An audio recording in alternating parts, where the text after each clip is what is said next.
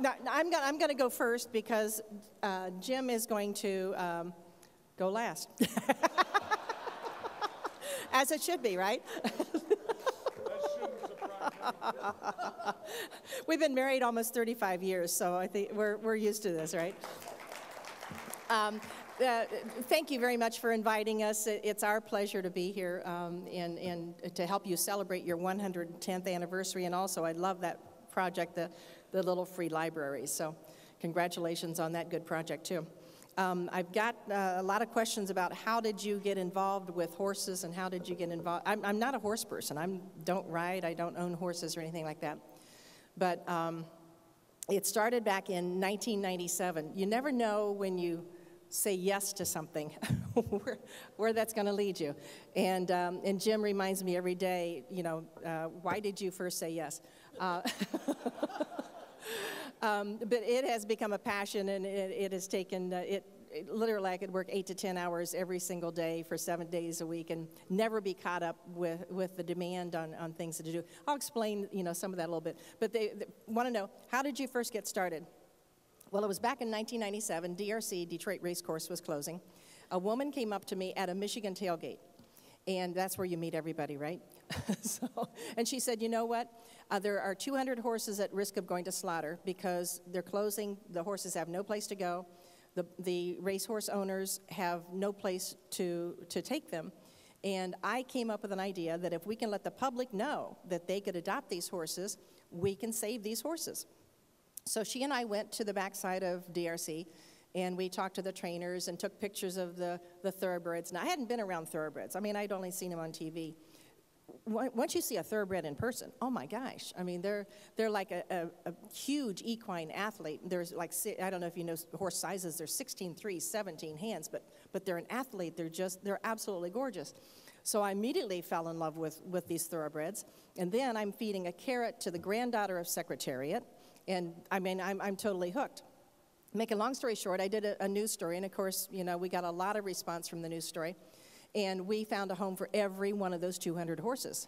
So, you know, and I thought, wow, you know, it's a simple idea. No one's doing this, and so this woman and I said, you know what, we need to keep this program going.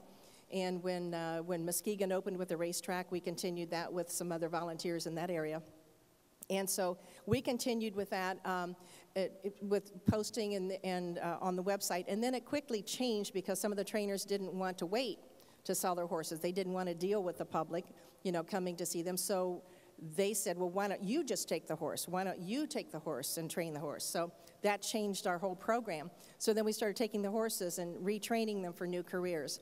Then we started a program with Michigan State University and said, you know, we're getting a lot of injured horses with bone chips in the knees, which is a common racetrack injury. Some of them have leg fractures, but that can be repaired with surgery. So Michigan State University said, yeah, you know, let's work with you. We'll discount the surgery costs on this, if you will allow our students to assist with the surgeries. Well, that's absolutely. So now that program gives an advanced education to the Michigan State University vet students as they assist with all aspects of arthroscopic surgery.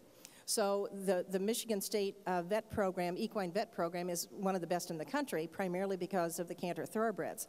So that was another milestone that we had reached. And then because the program was so successful in Michigan, we started a program in Ohio. And in jumping ahead now, we now have 13 affiliates all across the United States, from California to New York. I'm the treasurer of Canter USA, but I'm also the president of Canter USA. Said yes.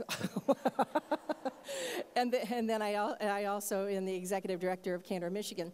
And in Canter Michigan, we alone transform about 40 horses every year into new careers and adopt them out to Canter-approved homes. We have training facilities in Leslie, and these thoroughbreds are retrained to be sport horses like hunter jumpers or dressage or as trail horses, and they're just a great horse to train. First of all, they've grown up with training, so training is, you know, not new to them. And they've grown up with noises and distractions, so you take a thoroughbred out on the trail and basically nothing bothers them. You know, and they have that, they call the heart of a thoroughbred. They're so willing to please. They want to do something. In part of the rehabilitation, some of these thoroughbreds at the racetrack may never have grazed on grass, have never lived in a herd. They don't know about farm life. So we bring them in and we give them time just to be a horse, to realize, yeah, you can go out in the field and you can graze and you can hang out with your horse buddies and, you know, you can roll in the mud. It just doesn't matter. And so they do that for a couple of weeks and then they're like, well, now what do you want me to do? So you know, the trainers will get on them and they'll start riding them and teach them how to go to the right because they've been trained only to go to the left on an oval track. Woe to a thoroughbred is 1/4 mile, so you have to teach them how to stop and how to obey commands, but they're so intelligent, they just quickly adapt to anything that you want to train them with. The expenses, of course, are very high because Canter does not own its own facility. We pay private boarding farms to take care of the daily horses. So we will have probably $600 a month in each horse, and before that horse is adopted, it'll be $5,000 to $6,000 with the training and the vets and the farriers and extra feed because you've got to keep these are athletes, so you've got to keep the weight on them. Adoption fees usually run from about $500 to maybe $2,500. So as you can see, we're not making any money. so that's why my job is very important. The writing skills that I learned through broadcasting, I now use to write grants. And so we also do fundraisers and we do a lot of marketing. I'm out there selling T-shirts, you know, at different horse shows. And so that's a part of, that's also part of it. It's the marketing, not only of the horses, but marketing of Canter and marketing of the Canter brand. We talked about, another path that this took me on. This horse by the name of Tui came into the Canter program, a long time ago, about 2001. And the trainer said, from Muskegon, the trainer said, now, the strange thing about Tui is he has a goat with him, and the goat is his best friend, and he doesn't do anything without this goat. So I'm warning you right now, keep the goat with Tui. The goat goes in the trailer, sleeps in a stall. The goat would follow him to the starting line. You know, keep the goat with Tui. So trying to find an adopter for Tui and the goat, that's how it would go, because we always called him Tui and the goat. Was kind of difficult. He was injured on the track. He was assessed by Michigan State University, and they said, you know, I'm sorry, he's not a surgery candidate, but he's not in pain. He's just a great horse, great personality, and so we really don't want to put him down, but he needs a total retirement farm. So I'm searching around for a total retirement farm, you know, and it's hard to sell a horse that you can't ride, and it's hard to sell a horse that's just out in the pasture someplace because they're expensive to keep. Well, I found a retirement farm in Missouri, and I said, you could take Tui, but you've got to take the goat with Tui. And so part of the book, I thought, what a great story. You know, how did they meet? He was a champion racehorse. You know, how was the whole thing? So I wrote a story about how he became a champion racehorse with the help of his best friend, the goat, and also his teenage owner. A lot of this is fiction based on fact.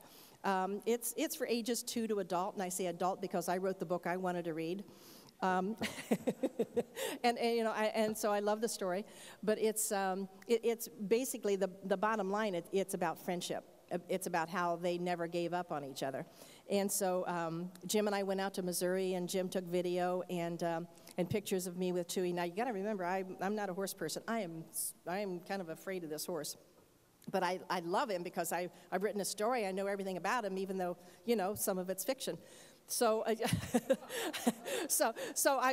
meet Tui, and he's big. He's like 17 hands, and he's curious, and he's coming up to me, and I'm kind of going, oh, I don't. And so I'm, you know, about 15 minutes, and I'm settling down, and I'm starting to pet him, and you know, and the caregiver gave me some treats, so now he's following me around. Because I have the treats. So I told Jim, he's taking video, I says, I'm going to walk away, and you just take pictures and video of Tui out in the field. Well, I walk away, and Tui follows me. And I don't know if you've ever seen, any of those horse stories where they do the join up. Tui put his head on my shoulder. And it was like, oh, okay, I'm totally done now. Whatever Canter wants me to do, I'll just do it. I'll just say yes. But when I started this, it seemed like I was just on some little small dirt path, and I didn't know where it was going to lead me. And now it's like a 6-lane freeway from coast to coast. Canter has transitioned over 22,000 thoroughbreds across the country since we started. Yeah, so it's just really, really great. It changed my life because basically when I quit Channel 7 in the fall of 2010, I either had to train somebody to do the work with Canter, or I had to do it myself, and I was too passionate about it not to do it myself. So I retired from Channel 7 from a nice broadcasting career to do this full time. I should mention it's all volunteer, so there's no pay, long hours, no pay, but everybody involved with Canter is very, very passionate about the work. It was very rewarding in broadcasting, and I loved my broadcasting career. It was nice to be awarded with Emmys and to go into the Hall of Fame. But last December, I received an award for my equine welfare work with Canter. It was a national award, and Jim and I went to Salt Lake City, and that was very, very nice to be honored for a second career, and so that has as much importance to me as all the Emmys that I received. If you're interested in reading Tui and the Goat, like they mentioned, we have some copies out there, and I'll be glad to personalize some for you if you'd like that. It's $15, and all the proceeds go to Canter. It's one of our fundraisers. And also, Jim may not mention that, but I brought his books too. He has Tales from Michigan Stadium 1 and Tales from Michigan Stadium 2. So he can tell you more about his books, and he can tell you he's going to talk a lot of football. So I'm going to turn it over to Jim now. Thank you very much.